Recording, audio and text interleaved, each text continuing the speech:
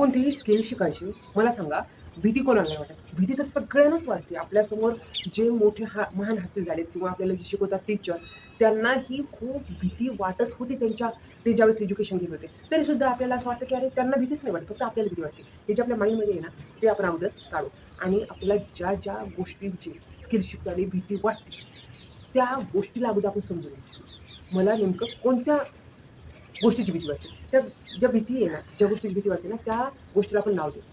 मला एक्झॅक्टली कोणत्या गोष्टीची भीती वाटते आणि मग जर ती गोष्ट आपल्याला कळायला लागली ना, मग हळू स्टेप घेऊ. त्या गोष्टीची भीती वाटते, त्याचे छोटे-छोटे स्टेप घेऊ. ते रोज ॲक्शनमध्ये सेकंदामध्ये त्या त्या कामाची सुरुवात करू आणि मग अशा प्रकारे हळू आपल्या माइंडमध्ये भीती वाढते. जर मला इंग्लिश बोलायला शिकायचं आहे, तर मी रोज फक्त 3च सेंटेन्सची प्रॅक्टिस करणार. जर अशी प्रॅक्टिस करत मी इम्प्रूव्ह करणार आणि खूप छान नंतर कॉन्फिडन्सली बोलणार.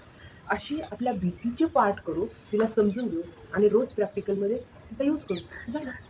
आपल्याला त्या भीतीचा एकदा नाव कळलं ना, आपल्याला भीती कशाची वाटते, तर नक्कीच आपल्या मनात एक हळू भीती कमी होईल आणि खूप छान कॉन्फिडन्सली आपण ते कामं करू आणि त्याचा आनंद घेऊ.